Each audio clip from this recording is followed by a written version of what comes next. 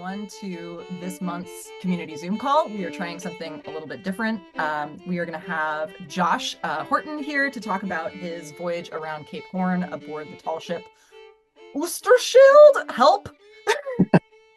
Yeah, it took me a while to get that as well. Dutch is not a serious language. I apologize to any native Dutch speakers out there, but it's a very lyrical language. It's Oosterschelde. Oh my God, fuck that up. All right, great. I don't worry. I fucked it up like the first 2 weeks I was aboard. Don't worry. Oosterschelde. I love that actually. It sounds beautiful. Oosterschelde. Yeah, Yep. gorgeous. Well, he did this trip as part of a project called Darwin 200, which retraces the path of Darwin's research vessel HMS Beagle around the globe for raising awareness about climate science and ocean health and providing a platform for a number of young climate educators to get their word out about what they're working on, and also afforded a lot of people the opportunity to go as sailors. And so Josh is going to yak to us for about 20 minutes about that experience and how he got into it. And this is a really nice call to be having today because I just finished the pencils for Sea Critters last night. This is the last chunk of pages that I'm holding on to, and I'm thrilled about that. So I'm just really excited to be live in community with all of you today, getting to talk about this stuff. See how we do. All right, so take it away, Josh. Cool. Again, my name's Josh Horton. I'm not a professional tall ship sailor. I got roped into this in 2021. I'll give you just a little bit of background about myself. So I just like to explore. I love traveling the world, whatever I get to. I've been sailing on tall ships since I think 2002 was my first tall ship voyage. And I got into it because of my grandpa, who was a naval aviator in the U.S. Navy. He gave me Patrick O'Brien's books when I was late middle school, early high school. I put them aside for a number of years, and then I started reading them, and I just got absolutely dragged into not necessarily the story itself, but just how he described the ships. And then I think it was 2003 or 2004, the movie Master and Commander came out. Pirates of the Caribbean came out at the same time, and my group of friends went to the theater every weekend and saw one of the movies over and over and over again. And they all wanted to be like Jack Sparrow, or they were in love with Keira Knightley's character, or whatever the case is. I kept going back because I loved the ships. I wanted to just look at the ships on the big screen over and over again. And Pirates of the Caribbean, in particular, Lucy, I know that you know this, but the tall ship Lady Washington was featured in Pirates of the Caribbean, and she's an absolutely gorgeous ship. And I went back over and over again so that I could see that ship. And then a few years later, I had my first opportunity. I live just outside Chicago, so I'm on the Great Lakes, tons of sailing opportunities, and I started tall ship sailing. My longest voyage before this one was about 2 weeks from Key West, Florida, down to Port Royal, Jamaica, aboard the schooner Wolf, which is a much smaller vessel than the one that we sailed on, but it was a really good learning experience. And then I've done a bunch of the ships there in the Great Lakes as well. Being part of that community, Facebook's got a ton of, if you're interested in tall ship sailing, Facebook's got a ton of groups that are active. And I found out in about mid 2021 of a thing called Darwin 200. And just like Lucy explained, Darwin 200 retraced the circumnavigation of Charles Darwin, HMS Beagle, and it was also obviously focusing then on the climate science of our current planet. And as I went through the itinerary, it kind of sparked my interest. And as I was going through the itinerary, and I think there's 34 legs total for the circumnavigation. Leg 27 popped into my view, and then into kind of my dreams, and then onto my bucket list as it was a rounding of Cape Horn. And I apologize to anybody that's a tall ship sailor already. I'll go into a little bit though, but Cape Horn is the sailing equivalent of climbing Mount Everest. It is, if you're a tall ship sailor, it's kind of the pinnacle of tall ship sailing. It's some of the worst sailing in the world. People that aren't sailors are like, well, why would you want to do it? And it's just sort of that test. It's that test of your sailing abilities. It's, can I sail in the world's worst conditions and still come through it on the other side? And it comes with a host of, bragging rights and things like that. So sorry, my thumb was in the way. So Cape Horn kept popping up, and as 2021 drew to an end, they opened up the slots for sailing, and they were looking for no more than 30 sailors aboard Oosterschelde, which is a 1917 Dutch three-masted schooner.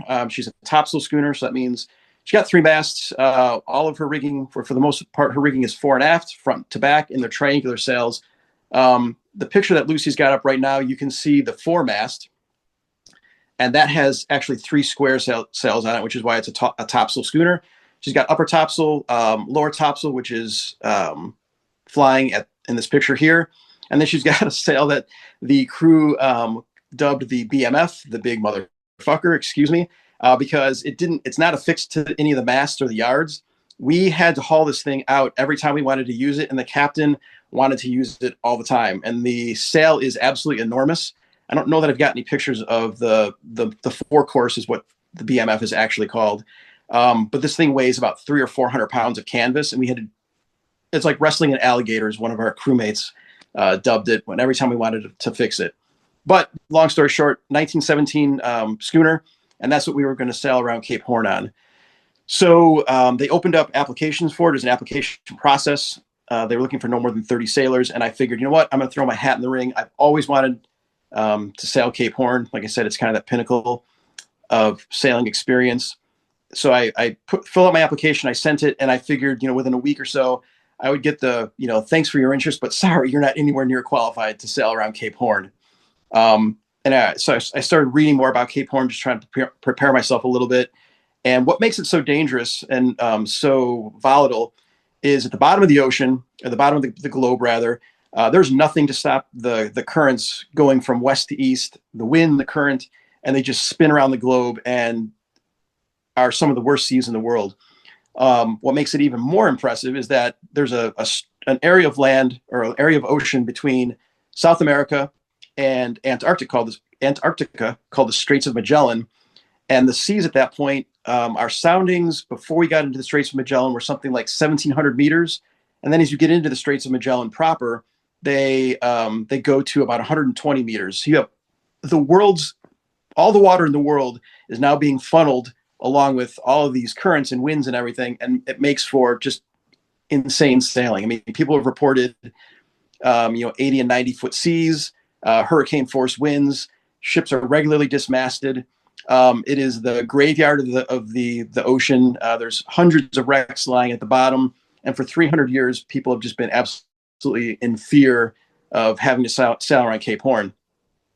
And myself and 27 other otherwise sane individuals decided this was going to be a good idea. So about a week after submitting my application, I opened up my email one day just before New Year's and got a letter saying, congratulations, you've been accepted. And I was like, okay, somebody clearly didn't read my resume if they're accepting me, but I'm not gonna tell them otherwise. And then for the next, the trip was December 2021. The trip was scheduled for the day after New Year's 2025. So I had 3 years ish to kind of prep for the trip.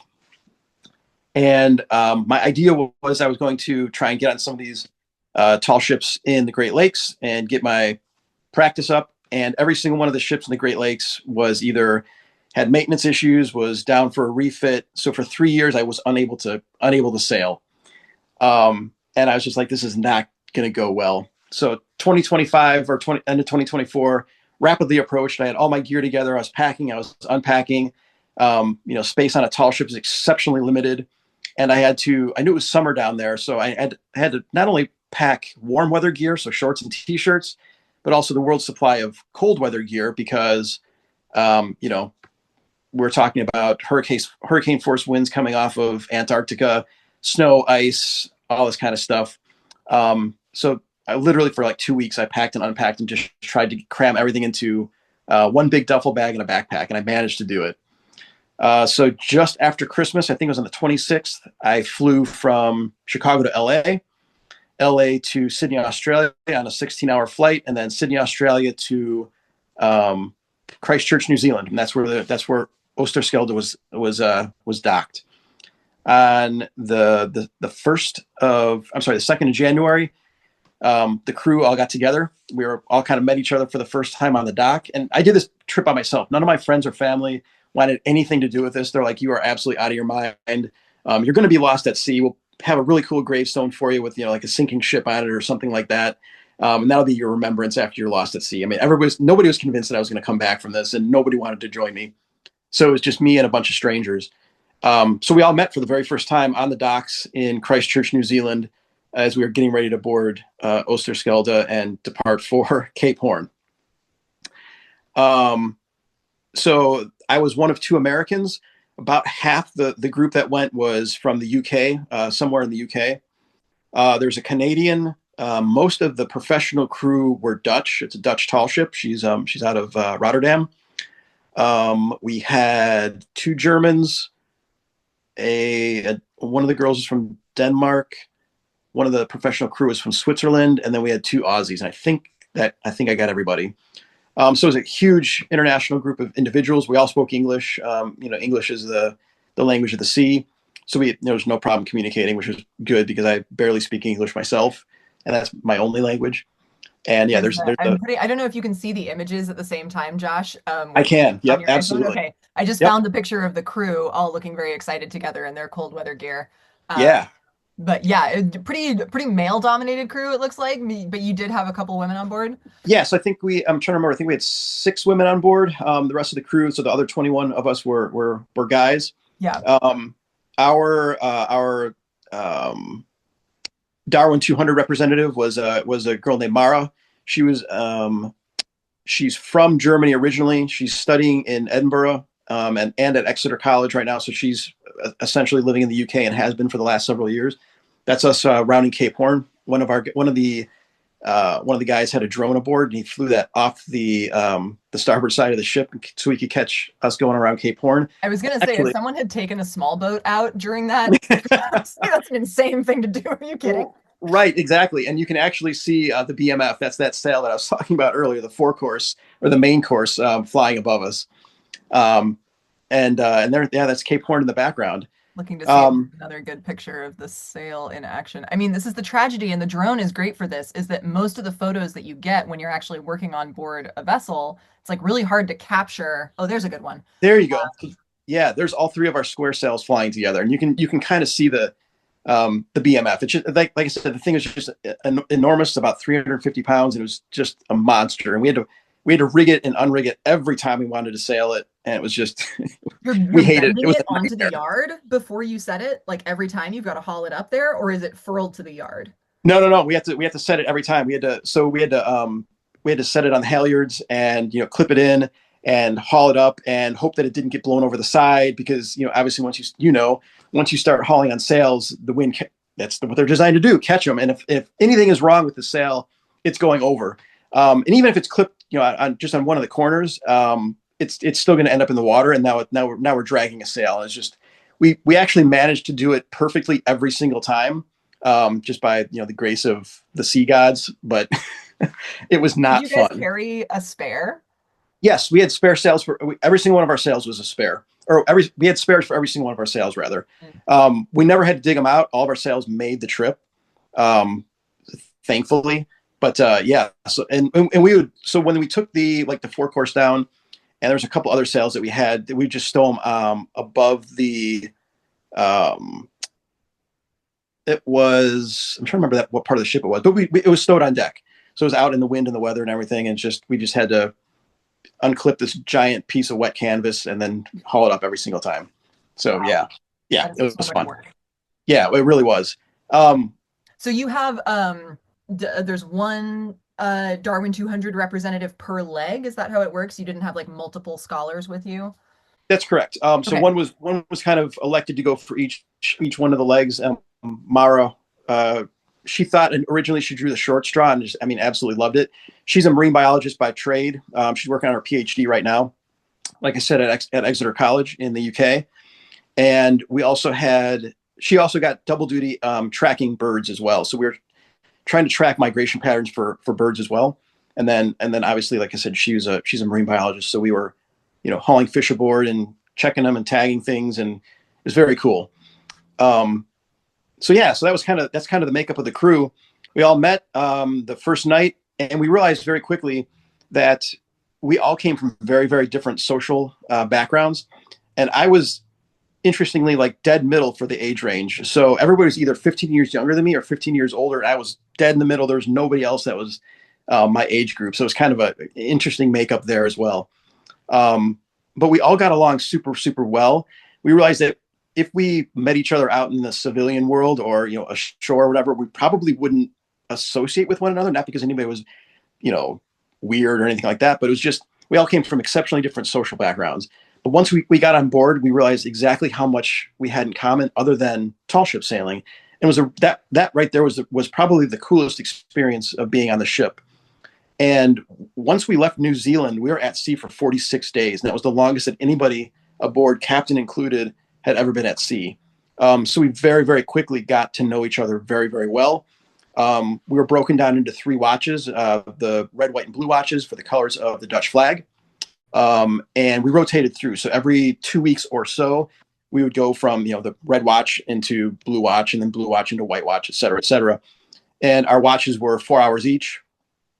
We had 2 day watches that instead of being like the British system that were dog watches, the 2-hour watches, they were actually 6-hour watches. And the point of mixing up those times, and again, Lucy, you know this, or any other tall ship sailors that are listening, is so that you never are on the same watches twice. Nobody's ever stuck doing the midnight watch over and over again. It all rotates through on about a 3-day schedule. So that was really cool as well. And yeah, we just got to know each other. We left New Zealand on the 3rd of January, and immediately sailed into some of the worst weather that we would have the entire trip. The day before we left New Zealand, it was about 75 degrees. The sun was shining just like in the picture that you've got up there. And we immediately sailed into just horrible, horrible weather. Every single one of us, professional crew included, was seasick for about 2 days. I have never once in my entire life been seasick, air sick, car sick, or anything. I was miserably seasick for the first 2 days, as was everybody else, because we just went straight into like 15-foot seas. We had about 40, 50 mile an hour winds the entire time, and we were just up and down the waves, and none of us were quite ready for that. We thought we were going to ease into it just a little bit more, and we didn't get that chance. So for 2 days, we lived up on deck with fresh air and cool weather, and we could actually see the horizon moving. And anybody that's never had the fortune of being seasick, as soon as you go below deck and you lose that visual reference point, your inner ear just starts to spin, and you're just miserably ill. So we tried to spend as much time on deck as possible, like I said, for the fresh air, and so that we could lock into the horizon, and it just alleviated some of our seasickness. When And you're then on watches, I assume you guys are doing boat checks where you have to go below deck and look things over, or was that not mandatory?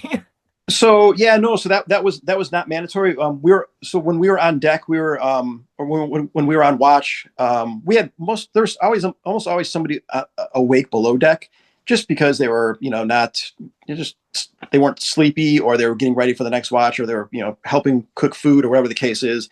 So when we were on watch, we were primarily topside, and we were watching for icebergs, because at certain points we were close to Antarctica. Looking for whales, for Mara, looking for birds and things like that. Steering the ship, adjusting the sails, pulling on ropes, all that kind of fun stuff. Cleaning the ship, there was a time or two that we would scrub the decks and things like that. So we weren't like necessarily below decks looking for any leaks or anything like that. The professional crew did that, which was kind of nice. I was obviously part of the volunteer crew. But yeah, I mean, that's kind of what we were doing on watch. Like I said, the sails needed to be adjusted, was probably our number one job. And then each one of the watches was broken down into 6 or 7 people. And we would just rotate through. We'd take about a half an hour turn at the helm, steer the ship, keep us on course, do course changes and things like that. And that was pretty much our life. 4 hours on, 4 hours, or I'm sorry, 4 hours on, 8 hours off, until you got into those 6-hour watches. And then obviously sometimes you would occasionally have 12 hours off. And those were what we called spa days. And we would shower about every 3 days. We had fresh water, but not a ton of it. We would do our laundry out of a bucket, and then hang it all over the ship. And it was great. It looked like a hobo camp when it was somebody's wash day, because that's my cabin right there. Here we go. I was looking to see if there was any pictures of the laundry, but oh wait, there no, is. I think laundry. I included. There you go. Yeah, there's laundry day for one of the washes, and just there's sheets and t-shirts and things just strung out to every possible line and piece of rigging that you could possibly hope for. And then you also had to hope that it was A, warm that day, and B, not raining, because there was a lot of rain while while we're sailing across the South Seas. And yeah, I mean, that was kind of life aboard. And you just kind of got into the routine. And people would ask me after I came home, did you get bored out there?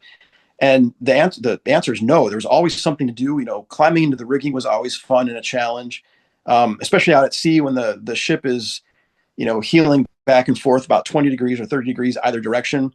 Um, you know, going up the lines and everything was just, you had to. It was an adventure, and the seas changed every day. The sea state was different every day. The weather changed. We were looking for whales, like I said. We had dolphins with us a ton of the time. It was a lot of fun. And then like the night watches, for example, somebody asked me, was the sky the darkest you've ever seen it? And I had to actually think about it for a minute, because obviously there's no light pollution down there. We were at some points 1,000 miles from any other part of civilization. We were the only people for 1,000 miles, and we would step out onto deck. So we would get ready up in. There's a companionway. I don't have any pictures of it, unfortunately, but we'd put on our foul weather gear, and then we would step out from this dimly lit kind of cabin space onto the deck where there's no lights whatsoever. And so just below the forecourse in that picture right there is where the companionway is at. So we would step out in the front part of the ship and then walk back to the wheelhouse where we would take our turns on watch. And you would step out onto the deck, and it was obviously just completely black, and you couldn't see anything. You're just kind of hoping that the deck was still there, because you couldn't see anything. And as soon as your eyes started to adjust, you realized that the sky was, and I'm going to get like existential here because there's no other good way to describe it, was just the most incredible thing you have ever seen. Just millions and millions and millions of stars, and the sky was brighter than you can imagine it, even on like a full moonlit night. So like when I would say full moon tonight, go outside, look at the night sky, and it doesn't even begin to compare to the light that we saw from these millions of stars. And it was almost like you could just reach your hand up into the sky and just scoop stars out of it, because it was just I have never seen anything like it. So like the photographs that you'll see of like somebody taking pictures in the desert or whatever, those look enhanced sometimes, and maybe sometimes they are. That is exactly what the skies looked like when we were out there. And you realize just how small we really are in comparison. You're just this little tiny dot in the universe out in the middle of this big, big ocean. And that's what I'm going to take away from it. Obviously, the relationship that I have with all my crewmates, we still talk almost every day. But the starry sky, just you realize that you're just part of this universe, and you're literally looking up at the top mast, and you're looking into the depths of the universe. It was absolutely phenomenally incredible, and I know I'll never see anything like that again, because you just can't see that from land. But so that's yeah. I mean, it was wild, and I mean, and that was just kind of our life at sea. There was so the captain was super, super good. He was yeah, there you go. I think that was one of our sunrises. So the 04, so the 4 a.m. to 8 a.m. watch, we had a sunrise almost every day, and they looked almost every day just like that. The sun would just start popping out of the clouds. I mean, the weather was just phenomenal. Even the days when it was just freezing cold, and there was just rain and just miserable weather, we always had a really, really good sunrise or good sunset. And again, it's one of those things you're just like, you just can't, that right there is worth the price of admission. There was a couple of days when we just got some really, really nasty weather, and the captain, he was super good, was tracking the weather constantly, obviously, as you do as you're getting ready to sail around Cape Horn. And he came down one day, we were having dinner, I think it was, and he's like, hey, I want to prepare you all. And he's this Dutch guy, and I'm not going to try and do his Dutch accent. But he tried to make light of it and said, seriously, though, we're about to sail into some pretty severe weather. We've got hurricane force winds coming out of Antarctica that's about to slam into a storm coming out of like from the direction of New Zealand, and they're going to impact, and it's going to be like no weather that we've had yet. And obviously, like I said, when we left New Zealand, the weather was pretty miserable. And he said the sea state is going to be about 45 or 50 foot waves. We're going to have near hurricane force winds by the time we get to that part of the storm. The wind should die down a little bit. We're still going to have like 70 to 80 mile an hour winds. And we're just like, I'm sorry, what? And it was just absolutely incredible. Um, we started rigging lifelines to make sure that we had ropes to hold on to. We had storm netting already rigged as soon as we left New Zealand. That was all tightened and double checked. So the storm netting was, so you obviously you've got the deck and you've got the rail, and then above that you've got literally nets, and there's a storm netting right there in that picture that's up, and that's about mid chest height. So I mean, if you're going to be washed overboard or try to be pushed overboard, you'd have something to grab hold of. And there you go. That's some of the weather that we had. And sure enough, we hit the storm, and none of us slept for almost 3 days because the weather was just so incredible. It was like riding a roller coaster for 3 straight days. The winds were coming in sideways. We had snow, we had ice, and we literally had 45-foot seas almost the entire time. And obviously, when you're on a ship, you're going with the wind and the tides and the waves and everything. You're not pushing through them. So a lot of times when you see like these videos of these container ships going across like the North Sea and these huge waves just washing over the front of them, well, they're being motor powered, and they're punching their way through these waves. So they're fighting the sea at that point. Whereas we sailed the entire way. We didn't turn the motors on. I think about 3 days out of New Zealand is the last time we turned the motors on, and then sailed the entire way, which is required to do a proper Cape Horn rounding. You've got to sail it. So we were at the mercy of the seas. But one of the benefits of that is that you're now riding, the currents and the winds and the waves. So you're up one side of it and down the other side of it. When you get into these troughs for these 3 days, you would look up, and literally 45 or 50 feet around you was just water. And there was times when some of this water would crash over the deck, and you'd have these kind of some rogue waves and things like that. But for the most part, you just stood there in awe of the ocean. And once again, like I was telling you about the sky, is you realize how small you are. If the ocean wanted to eat us, we would have been done. But again, the crew was incredible. The captain was incredible. We had the correct sail plan rigged, and we rode it out.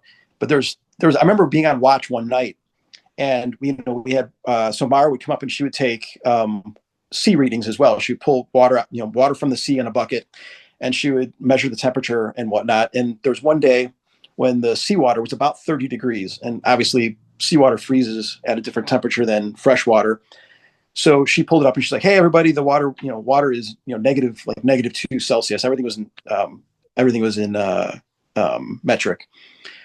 So she pulled the water up and did her measurements for the day. And I'm sitting there. I was waiting for my turn on the wheel, and the ship was heeling back and forth as we are going through the water. And I looked at one point, and the ship had heeled over, and I'm sitting against the rail with my back to the sea, and the ship came to the side, and I turned my head and looked, and I was about 4 feet from the water. And then the ship, of course, went back the other way, and everything was all good. And at that moment, I realized that water temperature is about 30 degrees Fahrenheit. If I fall in that, I've got about 5 minutes to live. And of course, they're going to do everything under the sun to try and get us back aboard. But realistically, if we had fallen in, it would have been a body recovery, not a rescue at that point. And I'm face to face with this, water about 4 feet away from me. And again, it's one of those moments that makes you just realize how small you are in the whole scheme of things. And just the kind of respect I got from this trip for nature is like second to none, because like I said, at any point in time, the sea could have eaten us. But we made it through the storm, those 3 days of storms. And that was the worst weather that we actually had. We thought that's what we were going to have when we got to Cape Horn. And that was actually about 2 weeks before we got to the Horn itself. And we were preparing ourselves, thinking, okay, this is the weather before we get to Cape Horn itself. What are we going to be in for? And as the weeks kind of ground down, and we were getting closer and closer to our Cape, actually visualizing Cape Horn, the sea got more and more calm, and we were all a little bit let down by the time we got to Cape Horn, because we only had about 10-foot seas as opposed to like these 50-foot seas that we were all expecting. The winds died down, and it was some of the calmest sailing that we had once we got in line with the Cape, and it was just absolutely incredible. And we all came on deck, and we celebrated the rounding of Cape Horn. We could see the mountain, and Cape Horn is basically an island, and it's this iron and granite chunk of rock, there you go, that just rises out of the sea from nowhere. and that's it. That's Cape Horn. And if the winds come up the wrong way, you're going to be slammed into those rocks, and there's no way that you're going to survive it. And Cape Horn, just like I said, kind of welcomed us in. It was really cool because in the lore of the sea, dolphins and albatross are supposedly the souls of sailors that have been lost at sea, and they supposedly appear to guide living sailors into safe waters. And as soon as we got in line, almost immediately where this picture is, we got this pod of dolphins that came alongside us and guided us the rest of the way around Cape Horn, and the water was calm, and we got a flight of albatross that, like, almost immediately upon the dolphins leaving us, we had all these albatross that suddenly came in and followed us the rest of the way around Cape Horn, and we got through it with like almost no problems whatsoever.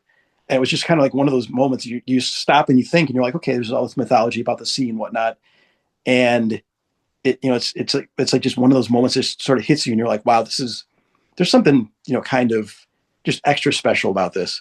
The timing could not have been better if it had been like scripted in a book or a movie. It was just absolutely incredible. And it was so we like I said, we were all a little bit let down by the fact that we just managed to sail through these seas without too much issue. But we still had some pretty serious sailing ahead of us. So once we got around Cape Horn, we had a celebration up on deck. There's the picture of us right there. That was the final watch. I was on red watch for the last leg, and this is like 3 or 4 days out of the Falkland Islands. So once we got around Cape Horn, we had about another week and a half of sailing to go until we got to the Falkland Islands, which was our end point. There's me with my big bushy sea beard. That's Cape Horn Day. He wore that stupid hat all day long in celebration of rounding Cape Horn. That was his Cape Horn hat, and it was ridiculous. I mean, he's making food below decks, and he's got this, bringing the food up, and he's got this stupid buffalo hat on, and he wore it all day long. And is this guy feeding? How many people on board? 27. 27 people. This one dude cooked for This 27 one people dude, for 47 he's days. yeah, he's doing everything. Unbelievable. Yeah, it's incredible. So breakfast and lunch were pretty standard. I mean, there was like, every couple of days we would have eggs, but typically it was porridge. Because it was a Dutch ship, and that's kind of like their style of food. There was like sausage, not like sausage links, but like salami sausage and like dark bread, and that was breakfast. So that took a little bit of getting used to. And the first 2 weeks we had fresh fruit and vegetables and things like that, and that very quickly ran out. And then we were subsiding on canned things. Dinner every single night though was gourmet. This guy, we didn't have the same dinner twice in 47 days. Like I'm like 5 minutes from a grocery store right now, and the variety of food that I eat in my day-to-day life is nowhere near what this guy was producing for 27 souls aboard the ship, thousands of miles from any civilization for 40, 46, 47 days. It was just absolutely incredible. His name's Sjoerd. He's a Dutch guy. Has been on a number of ships. He's a professional cook, and he was like this miracle worker. He's one of the reasons that we kept our morale as high as it was, because we knew that every night when we went below decks, even if we didn't get like a good lunch or a good breakfast because of the workload or whatever the case was, we all ate dinner together. There'd always be like a skeleton crew or skeleton watch. Yeah, there you go. There's a skeleton watch that would steer the ship while the rest of us ate dinner together. Every single night we had dinner on like these china plates, and it was just absolutely incredible. Dinner time was just like magical aboard the ship as well. Every single one of us, minus like 2 or 3 members that were steering the ship, would have dinner together. And that's what it looked like every night. And you can see some of the woodwork and the leather and everything. Circa 1917, this ship is just, an absolute work of art. So yeah. One of the kind of cool bits of life aboard. So we got around Cape Horn, and about another week and a half of sailing. There's some pretty rough seas, but nothing compared to that 1 3-day period I was talking about earlier. We pulled into the Falkland Islands. That was pretty cool. Yeah, there you go. We're in Stanley in the Falkland Islands. So once we sighted land, it was about a 12-hour sail until we got into port. And once we got in line we're about 3 or 4 miles offshore, and we started seeing all sorts of wildlife. We had another pod of dolphins that came and swam with us for a couple of hours, and they just played in our bow wake the entire time. And then we got this huge flock, I guess is the correct terminology for it, of penguins. So the Falkland Islands is like the number 2 place in the world where penguins breed. They've got Gentoo, Magellanic, and king penguins, and all three breeds of penguins swam around our ship as we sailed in. And I've never seen penguins swim in real life. I've never seen penguins in real life before, anyway, at least in the wild. And we were just completely surrounded by thousands of little black and white bobbing heads swimming around our ship. They guided us into Stanley Harbor. We anchored, and that was kind of the end of the trip. We had 2 days still aboard where we got everything back in harbor fashion. We pulled all the sails down, cleaned everything real well, cleaned below decks, but got the ship ready for the next leg of the crew, and that was it. And the voyage came to an end right then and there. And it was kind of bittersweet because we all realized there are these 27 people that we depended on for our lives, literally.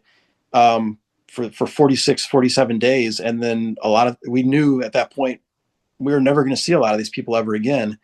It's just, like I said, one of those kind of bittersweet things. We stay in contact. Like I said, we talk almost every day. We've got a group meet chat that goes on, and people throw in pictures or, hey, I'm doing this, I'm doing that.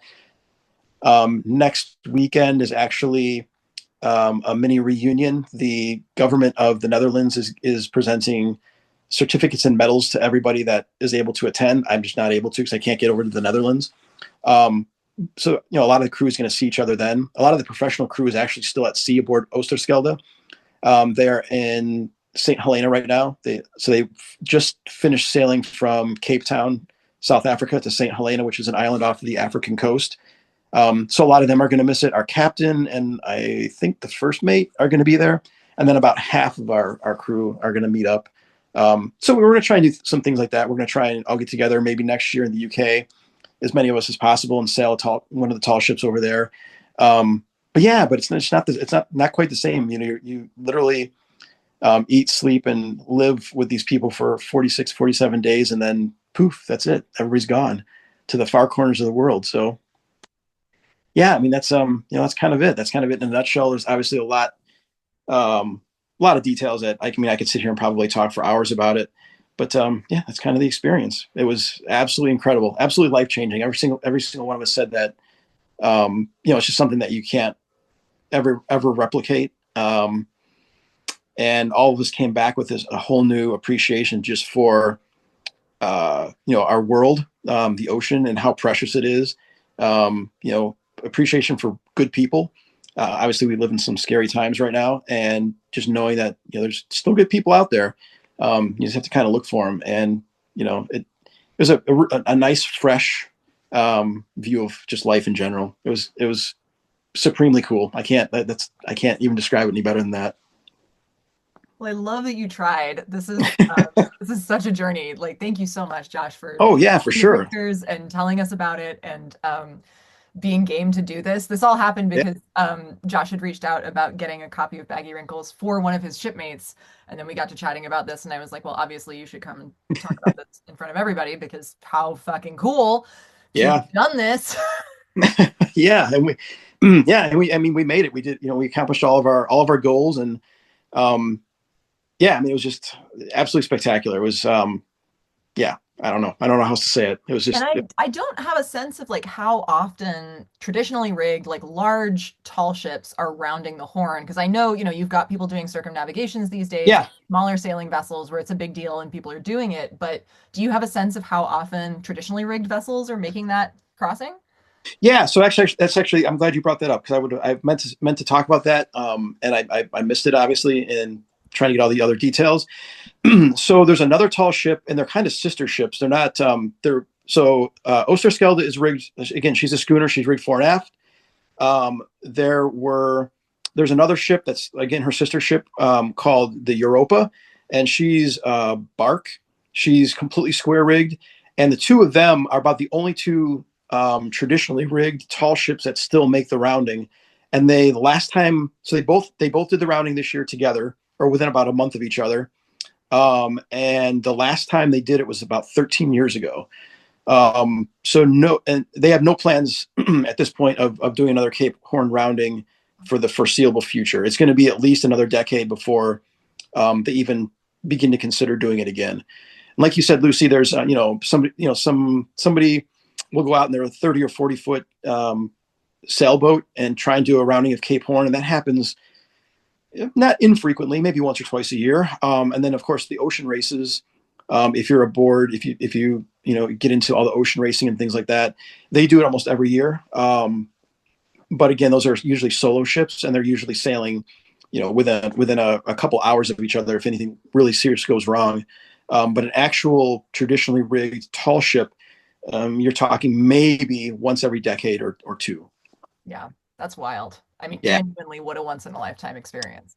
for sure. That is so thrilling. Although I love knowing that there were people 15 years your senior there, because Yeah. I think about this all the time with the Lady Washington, where I think about like, oh man, this is, I got into this so young and I haven't been back in so many years, and Yeah. I'm going to be too decrepit. And then I think Nope. about, my crew members who were in their like 60s and 70s, and this guy, Bob the Fox Hollingsworth, who was 75. Okay. He was a retired firefighter. He could do Wow. more pull-ups than anybody I could, like he was beanpole skinny, but Yep. was just constantly walking around spewing the kinds of folksy aphorisms that you would associate with somebody named the Fox. Um, and it's I just love like it. he would say things like, "Oh, scrabbling around like a cat trying to cover up shit on a marble floor," and just completely dead serious. It's like, wow, this is amazing. I love that. So I think about him when I'm like, no, I'm not going to be, yeah, I'm not going to be, I don't know, too old to do this anytime soon. No, and that's one of the cool things about it as well is life at sea. Everything takes effort. Just standing takes effort, especially in some of the seas that we are in.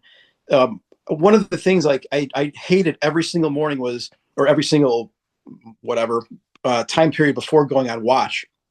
So I'd wear like a pair of sweats below decks, sweats and a t-shirt, maybe like just a quick, like a hoodie or something like that, that I would throw on just if it was kind of cold, and you shuffle below decks. But when we went up topside, obviously, then I was in, long underwear, merino thermals. I had my, quick dry hiking pants on. I had a pair of wool socks, sometimes two pairs of wool socks.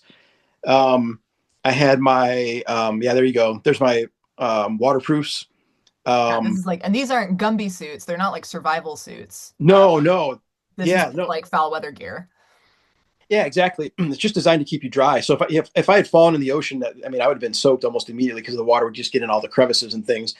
And there was a couple times when the water would wash over the deck and we'd be knee deep. And I had a pair of sailing boots, but they didn't fit quite right. They felt right when I was at home, but as soon as I got to sea, I'm like, these things are too tight. They're like squeezing my feet. And when you're on a 6 hour watch, they're just like, I'm gonna take my chances. And I got a really good pair of hiking boots because when I'm not at sea, I'm in the mountains somewhere trying to get away from civilization a little bit. So I have my hiking boots, and they're relatively waterproof. But when you're standing knee deep in seawater, suddenly your boots fill up with water, and I very quickly realized, how not waterproof I really was. So if the sea conditions were going to be pretty bad on a particular day, then I would throw on my tall sailing boots.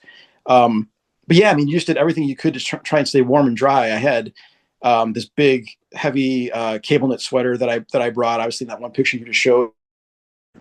I've got my wool hat on, and you just bundle up and try and stay warm.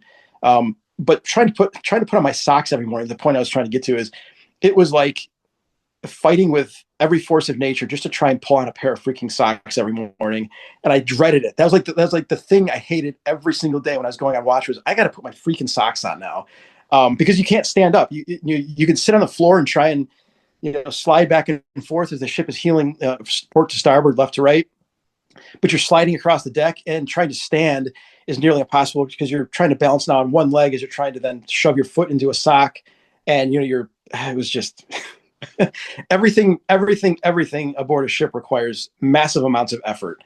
We had a couple people that were a little bit overweight, that had like 6-pack abs when we were done with it, because everything is core strength, and it was just insane. But it was, I mean, so much fun. We all came out of it 10 times better shape than we went into it. And yeah, Lucy, don't worry about it.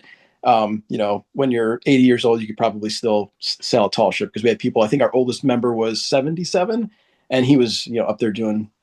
He didn't ever get into the rigging, but he was on deck, hauling on ropes and lines and halyards and steering the ship and all that kind of stuff. So yeah, it was a lot of fun, a lot I'm of effort, throwing but a up lot the of fun. cabin picture just so people can see the little black triangular bits of cloth Oh here, yeah, yeah, yeah. the cloths.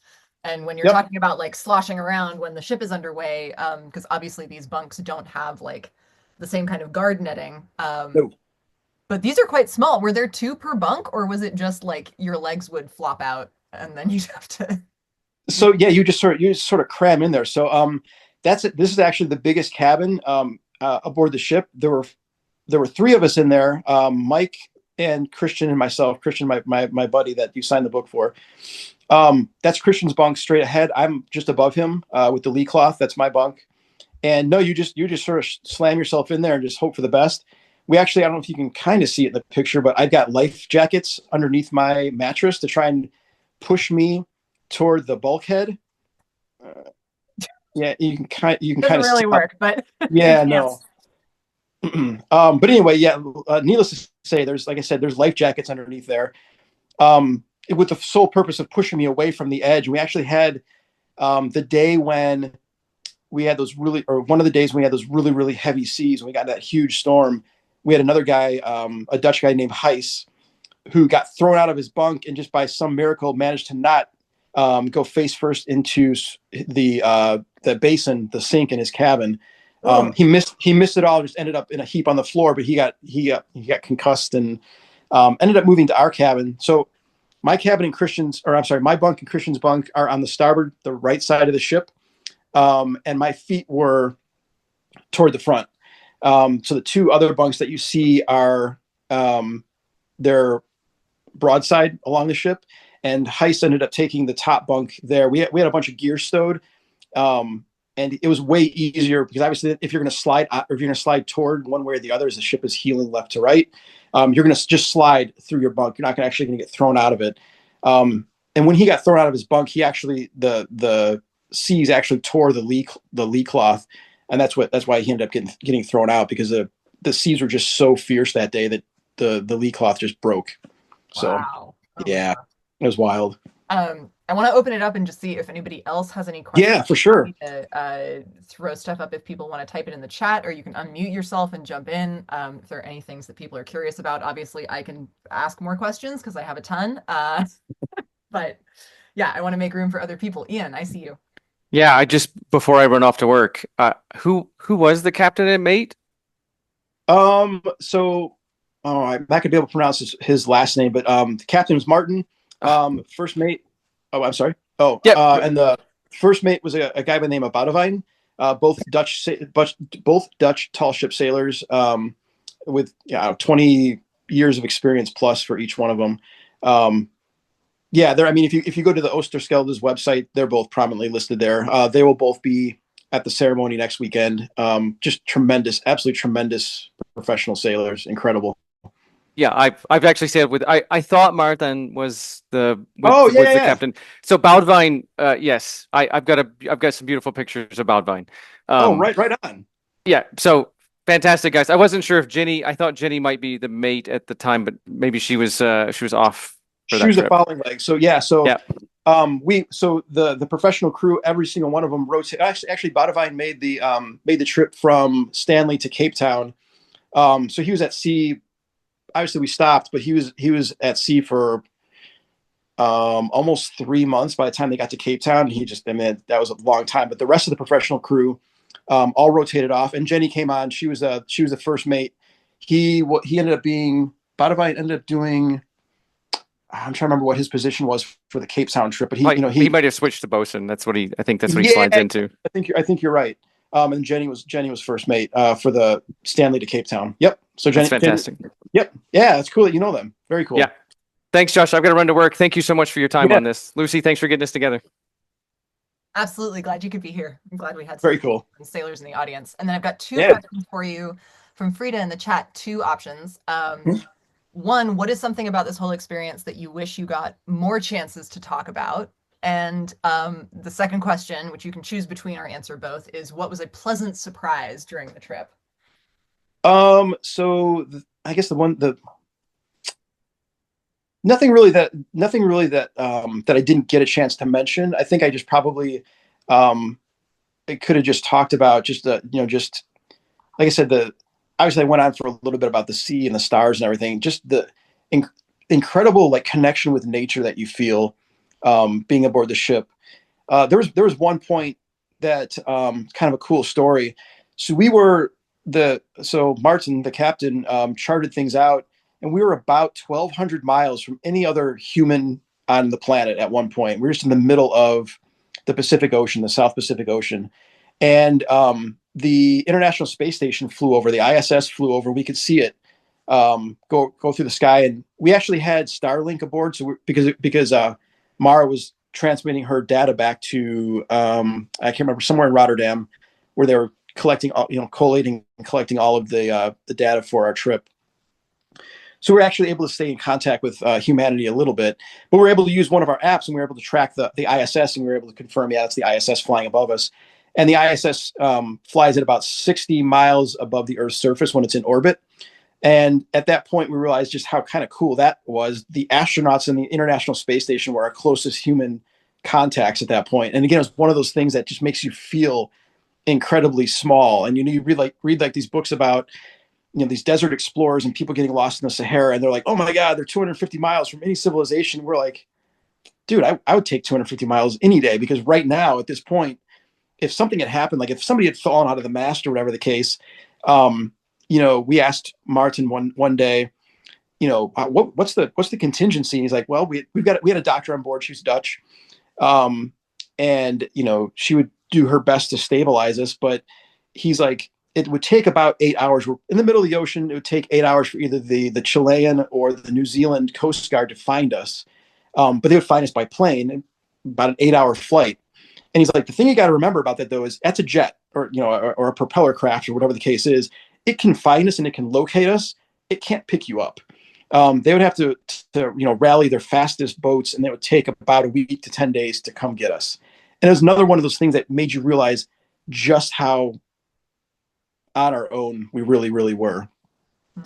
Yeah. So, obviously being ultra careful, and, making sure you choose your next steps carefully as well, was super important. And they stressed safety constantly, constantly, constantly. And nobody had any serious injuries.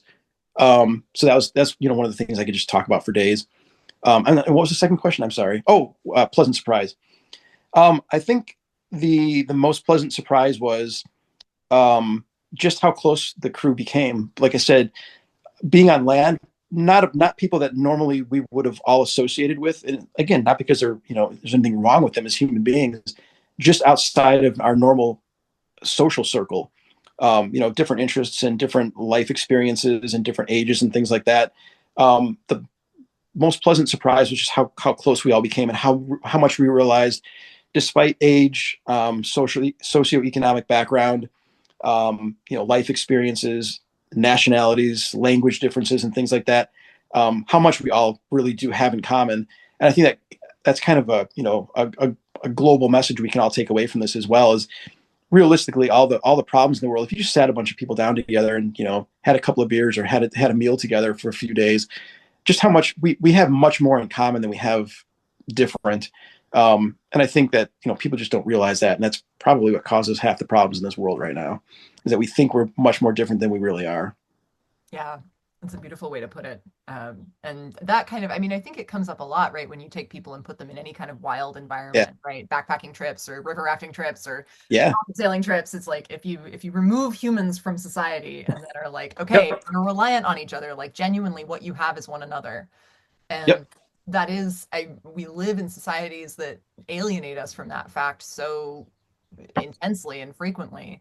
And even though it's true 100% of the time that all we have is each other and all we have is this planet, I think it's a lot easier to obfuscate that when you're living, surrounded by DoorDash and Uber and whatever else. You're in your city, right, you're doing your city things, and people having problems are far away from you, or maybe they're causing problems too close to you, and it's easy to be cranky about it. And yep, yeah, it's that's a beautiful reminder. And I love that that was the experience on the ship, and it seems like it yeah, is kind of a universal experience for people who are able to use languages. yeah, absolutely incredible. Anybody else have any questions? I know speaking of people who have traveled, Rosina, it was you, right? You just put some amazing photos from a trip to Jordan in the Discord, Oh, for cool. birding reasons, which I think is fantastic. Yeah, it was you. That's right. I saw there was like a picture from Petra and Oh just man, yeah, bucket list. for sure, 100%. Yeah. But I will leave room for anyone else, John or Gabriel or Mandy or Rosina, if you want to jump in and add something. And we can also go back to talking amongst ourselves. We've got until 12:30. I left a little bit more time because I feel like the last time we did one of these, we gave it an hour, and the conversation was so good that I was like, I really don't want to cut it off at this place. Do you have any current plans to get back on board a vessel in the near future? You said you're outside Chicago? Yeah, I'm about where I'm sitting right now is about 26 miles outside Chicago, so I'm right on the Great Lakes. Um, we don't have like a really good tall ship here, but I'm about an hour and a half plane ride from Erie, from Lake Erie, and there is the oh my gosh, my brain is failing me now. It'll come to me. Not Um, Niagara. That's yeah, Michigan. Oh, Niagara. it is Yes. Niagara. Yeah, it is Yeah. Niagara. Yeah. Well done. Yeah. So Niagara is one of my favorite tall ships as well. And she's, like I said, she's pretty close by. She was one of the ones I was hoping to get aboard before I did this trip. And she was down for this. She had all sorts of funding issues, and she needed a lot of work and things like that. And I wasn't able to get aboard. So I'm hoping to get. I've been talking to Christian, my buddy from my friend from the ship, and a couple of the other guys are talking about maybe coming down. One of our guys from Canada named Nick has been aboard Picton Castle. He's been aboard Picton Castle a ton of times. He was thinking about coming down. We're all going to try and maybe do a 2-week Niagara thing sometime in the future. Yeah. So yeah, Um, yeah. oh, Rosina's got a question about wildlife. Oh yeah, yeah. So yeah, and this is actually something that I was curious about because when I did the science vessel trip from Guam to Honolulu, Yeah, that was like my only blue water experience. yeah. And everything else that I'd done was really near coastal. And so we're talking about there's penguins and dolphins when you're close to the Falklands, but what did you see when you were farther offshore, if anything? Was it actually close enough to the coast that you were seeing birds a lot of the time? So that Yeah, what were yeah, your interactions like? sure. So that was one of the cool things too is, and we were expecting to see albatross because Mara had given us this briefing, and again, she's not an ornithologist, she's a marine biologist, but she kind of crammed before she came on board so that she could track migration patterns and things like that.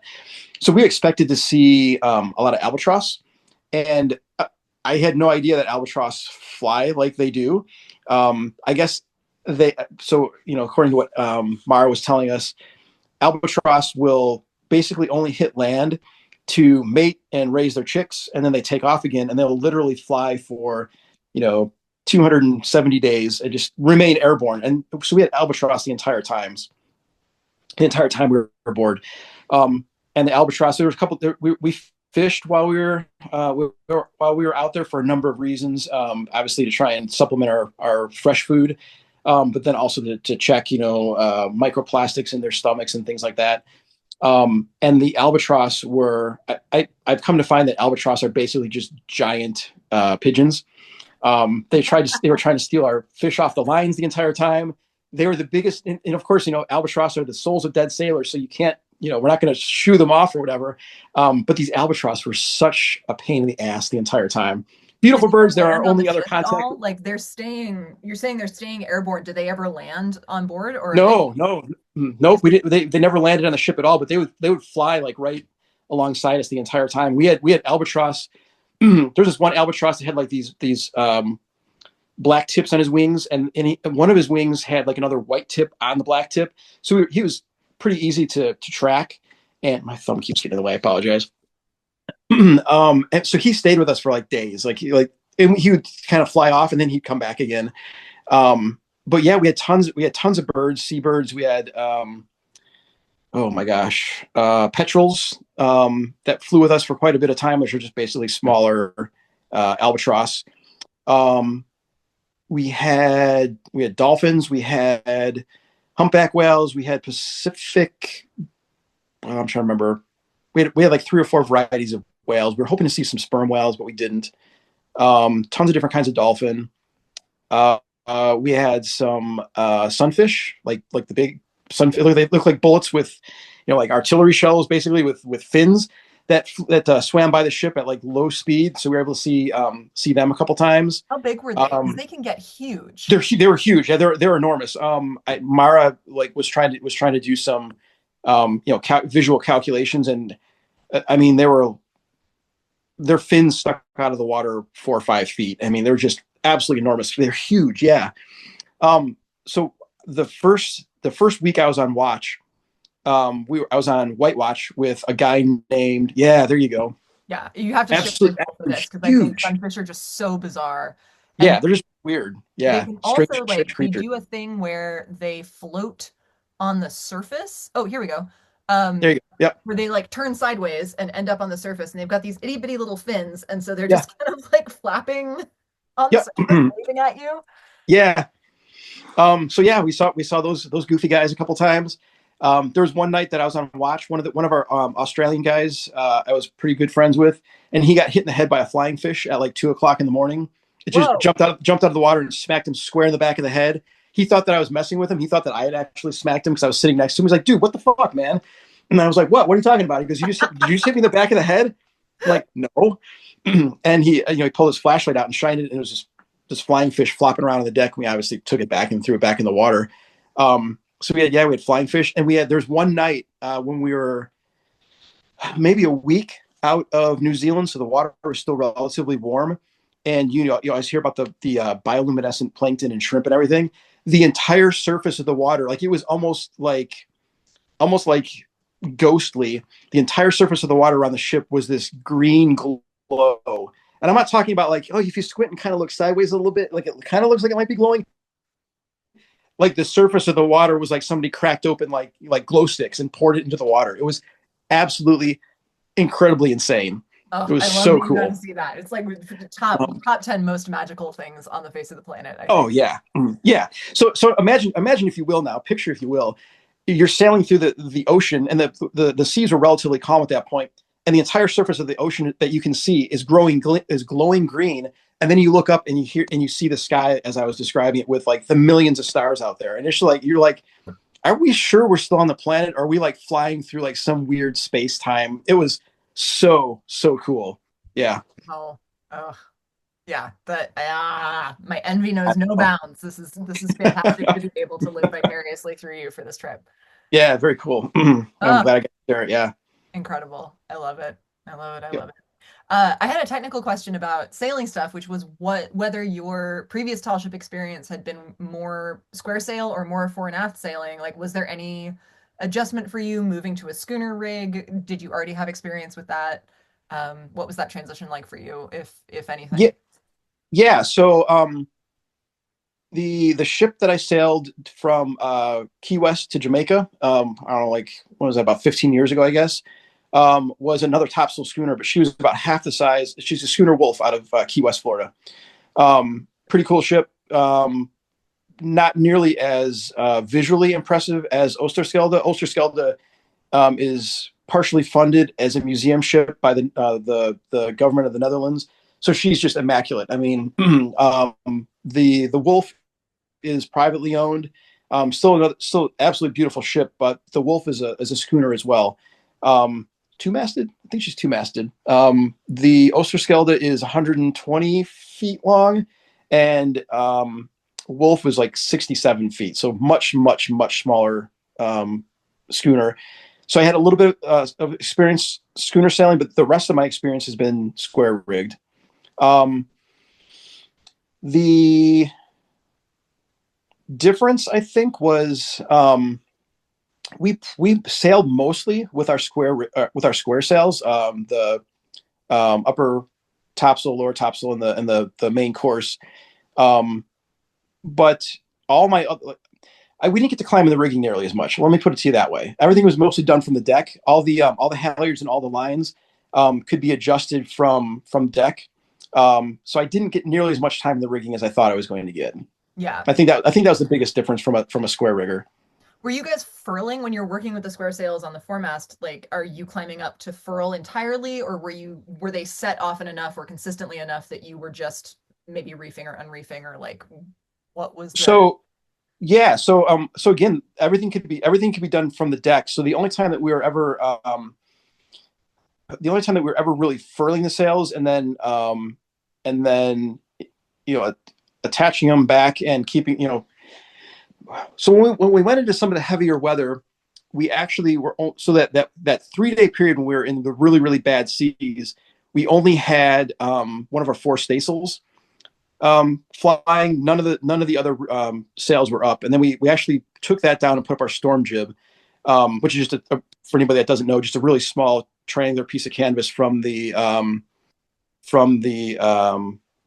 jib up to the foremast, and that was all that was keeping us going. And we were still sailing at about 13 or 14 knots, just based on like that one smokes? piece of sail.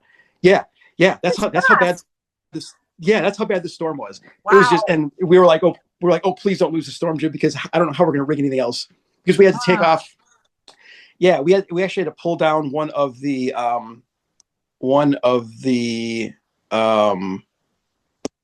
my brain just crapped out of me again. Sorry, you've been Anyway, talking a lot.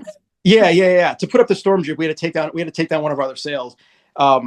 So in order to, like, if we had lost the jib when we were sailing, it would have been like just complete chaos. Yeah, having to bend on a sail in that kind of weather is like It would have been, yeah. insane. There's one I should send it to you just for fun. You wouldn't be able to show it now, but I should send you a video of us trying to. We came upon a storm at like 2 o'clock in the morning one night. It was like perfectly clear, and then all of a sudden, like, the stars just started to disappear, and we're like, oh, this isn't showing up on our radar, and I don't know why or how we missed it or whatever the case was.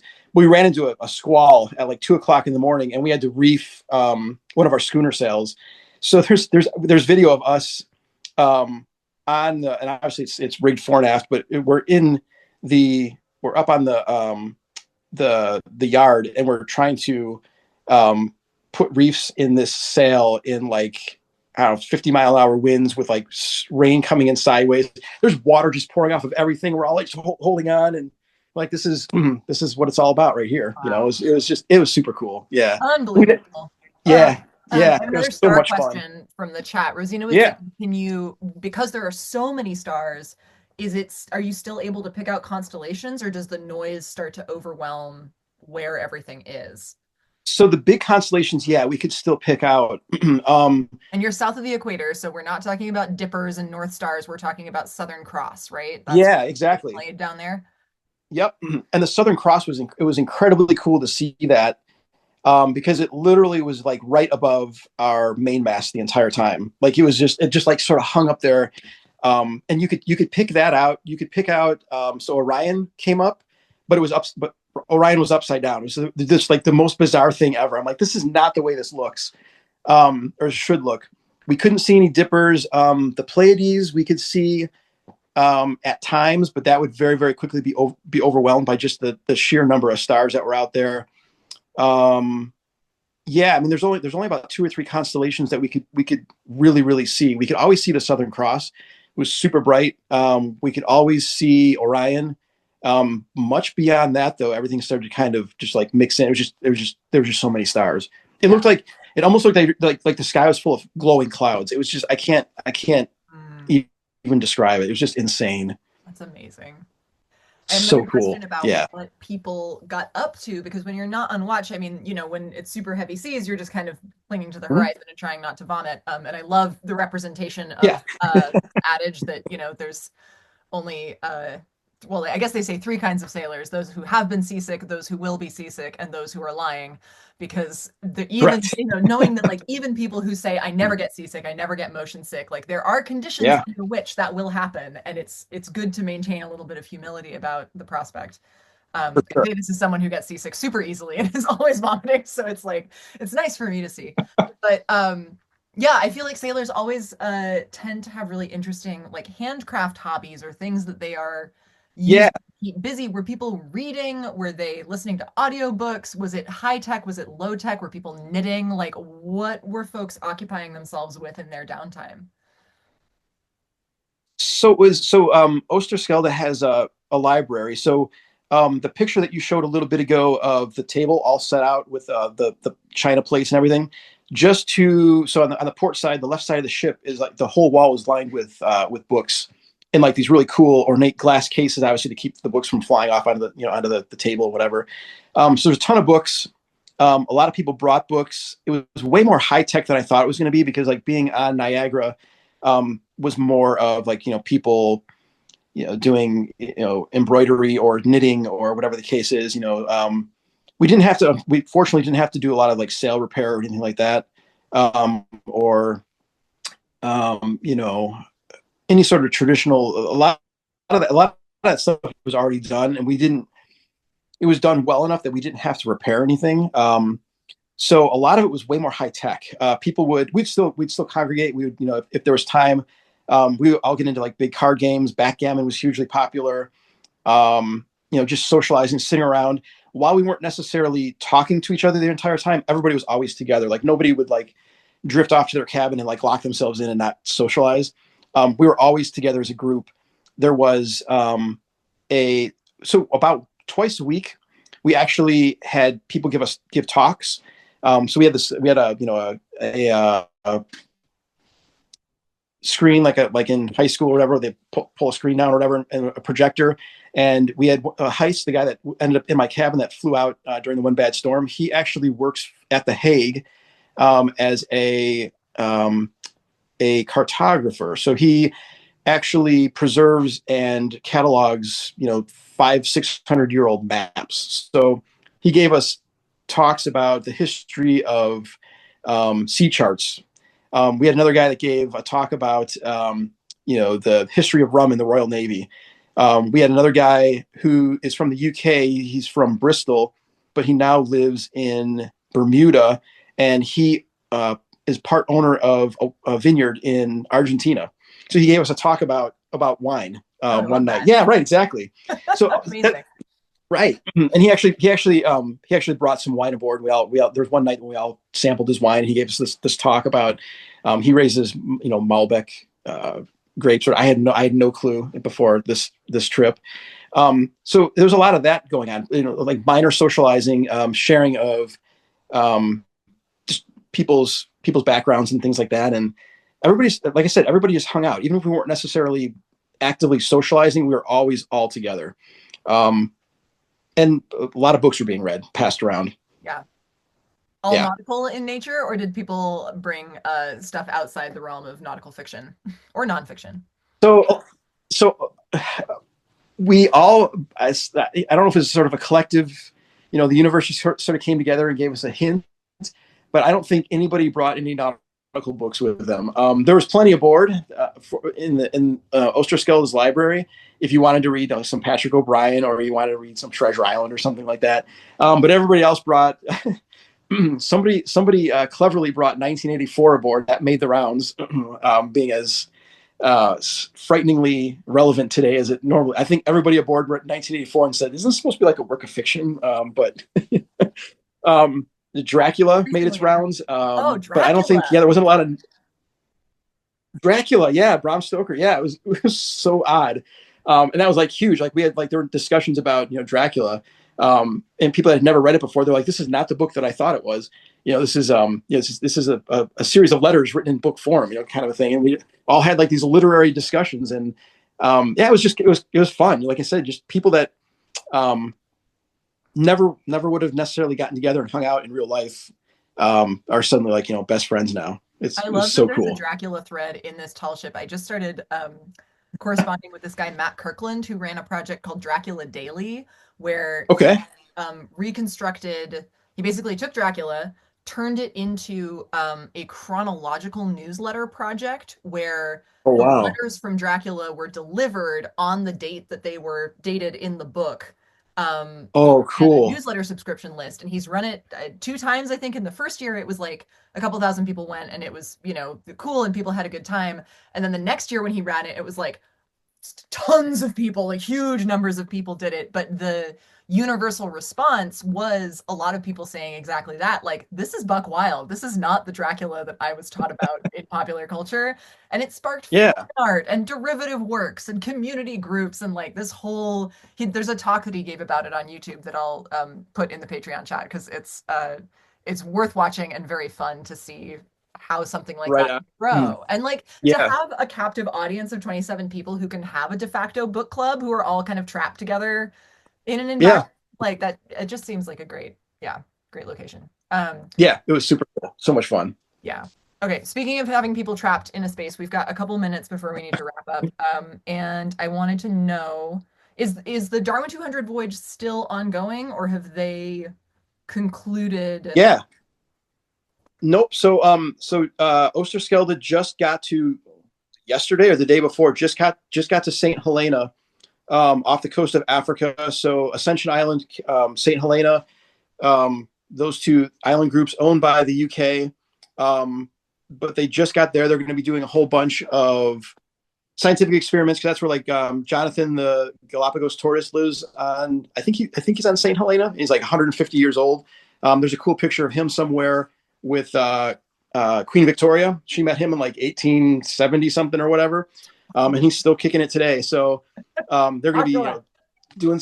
Yeah. So they from St. Helena they go to.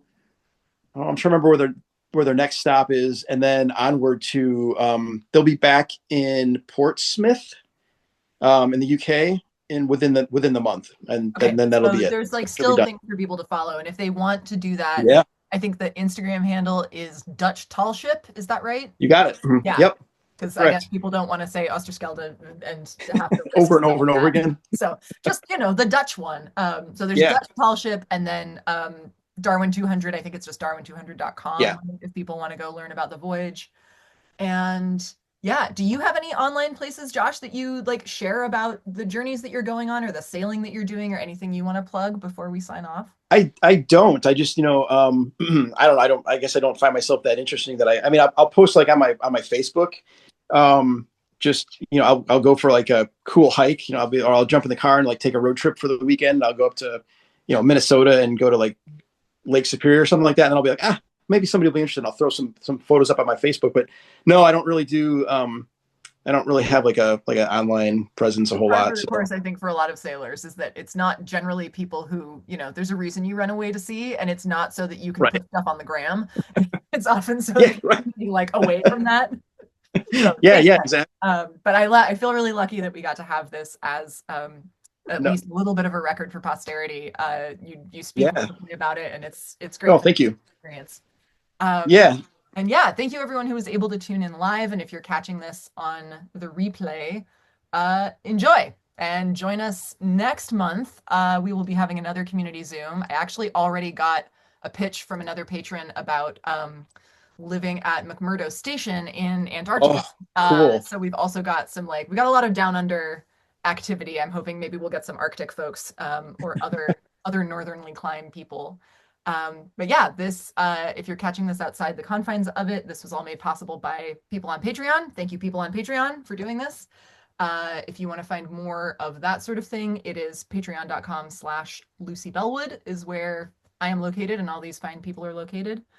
And we'll shut up now and end the recording. Awesome. Thank you all. Thanks for having me.